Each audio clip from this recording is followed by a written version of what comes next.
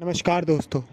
भारत देश की भूमि पर ऐसे कई सारे अनगिनत राजा हुए जिनका लोहा पूरे देश ने माना था। और उन्हीं में से एक राजा ऐसा हुआ था जिसका लोहा पूरी दुनिया ने माना था। जी हाँ दोस्तों, आज मैं उसी राजा की बात कर रहा हूँ जिसके होते हुए चाइना जैसा देश भी उस टाइम पर आंख उठाने की हिम्मत नहीं करता था भारत पर। तो आज की इस वीडियो में हम राजा विक्रमादित्य से जुड़े हुए कुछ इतिहास के बारे में जानने की कोशिश करेंगे। विक्रमादित्य भारत के वो महान सम्राट रहे जिनकी राजधानी उज्जैन हुआ था। of Vikramaditya, the great king of Ujjain. आज विक्रमादित्य युवाओं के आदर्श हैं। सम्राट विक्रमादित्य का जन्म 102 बीसी में हुआ था और इन्होंने भारत में पूरे 100 साल तक राज किया था। जब सम्राट विक्रमादित्य का शासन था तब कहा जाता है कि उस टाइम पे जन्मे जितने भी लोग थे वो बहुत खुशकिस्मत थे, क्योंकि उस टाइम पर जो विक्रमादित्य थे वो अपने प्रजा के प्रति बहुत ही उदारवाद और दयालु थे। जब दूसरी शताब्दी ईसा पूर्व में मालवा के राजा यानी गंधर्वसेन का शासन था तब भविष्य पुराण के अनुसार गंधर्वसेन के जो पिता थे वो देवराज इंद्र थे और उनके सेनापति का नाम जो था वो वीरभद्र था और उनके मंत्री का नाम विष्णुभद्र था। गंधर्वसेन की पत्नी का नाम वीरमती था और उनके दो बेटे हुए थे जिनका नाम मतहारी और विक्रमसेन था।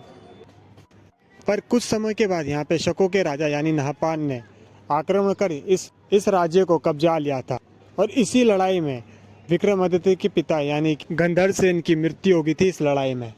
पर इस लड़ाई में उनकी पत्नी और उनके बेटे और उनके मंत्री इस लड़ाई में बचकर भागने में कामयाब हुए और यहीं से शुरू हुई बदले की भावना जो कि विक्रमादित्य के मन में पल रही। लड़ाई से बच निकलने के बाद विक्रमसेन ने कई सारे राजाओं से मदद मांगी थी जिससे वो अपनी पूरी की पूरी एक सेना खड़ी कर सके और इस तरह उन्होंने बहुत बड़ी सेना अपनी इकट्ठा कर ली थी। यहाँ पर शकों के राजा यानी नाहपान की फिर से लड़ाई होती है विक्रमादित्य से 20 साल बाद। 20 साल राज करने के बाद एक बारी फिर से आमने सामने होते हैं विक्रमादित्य और नाहपान, जिसमें विक्रमादित्य नाहपान को बहुत बुरी तरीके से हरा देते हैं और नाहपान को हराने के बाद विक्रमादित्य उस राज्य को फिर से कब्जा लेते हैं जो उनसे कभी छीना गया था। जिस कब्जाए हुए राज्य को वो वापस छुटाकर वहाँ के राजा बनते हैं, उसी राज्य को आज उज्जैन के नाम से भी जाना जाता है।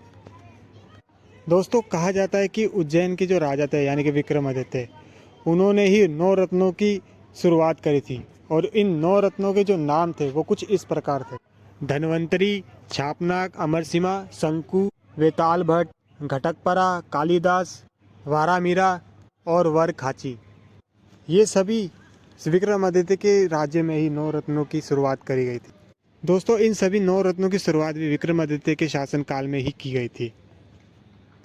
विक्रमादित्य जैसे राजा इस बात का प्रमाण है कि हमारा जो इतिहास था वो बहुत ही गौरवशाली था।